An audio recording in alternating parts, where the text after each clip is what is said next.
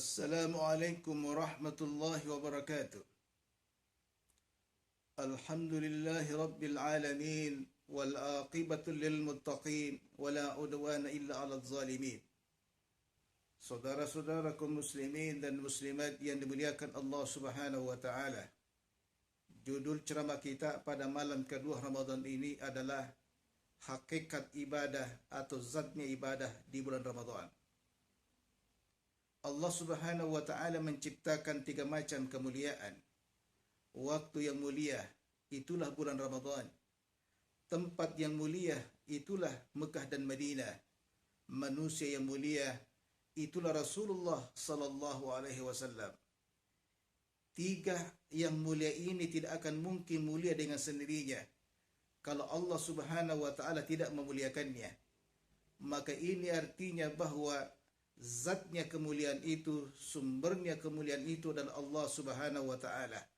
Inilah hakikat hidup manusia pada dasarnya, yaitu bagaimana mencapai yang namanya zatnya kemuliaan, mencapai sumbernya kemuliaan, yaitu ketika menyembahnya, yaitu seakan-akan kita melihatnya. Sebagaimana sabda Rasulullah sallallahu alaihi wasallam, "An ta'budallaha ka'annaka tarah, fa in lam takun tarahu fa innahu yarak." Sembahlah Allah seakan-akan engkau melihatnya. Jika engkau tidak mampu melihatnya, maka Dia telah melihatmu. Nah, inilah tujuan daripada hidup kita pada dasarnya selama ini. Seluruh ibadah Allah Subhanahu wa taala perintahkan kepada kita tidak pernah keluar daripada arti ihsan ini, yaitu kita menyembah Allah seakan-akan kita melihatnya. Maka itulah sebabnya Allah Subhanahu wa taala berfirman, "Wa aqimis salata li dzikri." Salatlah engkau seakan-akan engkau, salatlah engkau untuk mengingat aku. Makanya untuk mengingat Allah Subhanahu wa taala atau untuk memperoleh namanya zatnya ibadah tidak harus berada di masjid, tidak harus pergi ke Mekah dan Madinah. Di rumah ini, dimanapun kita berada, kita bisa memperoleh namanya zatnya ibadah. Kita bisa melihat Allah Subhanahu wa ta'ala seakan-akan kita melihat Allah Subhanahu wa ta'ala pada saat kita menyembahnya. Makanya sebuah kaidah mengatakan, al-fadilah al-muta'alliqa bi zatil ibadah muqaddamatun 'ala al-fadilah al-muta'alliqa bi zaman wal makan.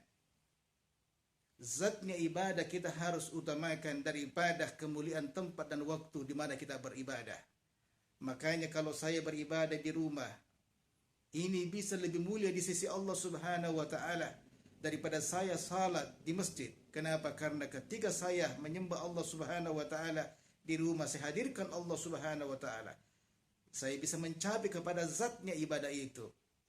Daripada saya salat di masjid tapi kosong pikiran dan hati saya dengan Allah Subhanahu wa taala.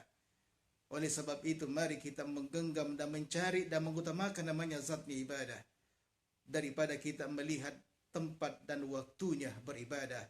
Wassalamualaikum warahmatullahi wabarakatuh.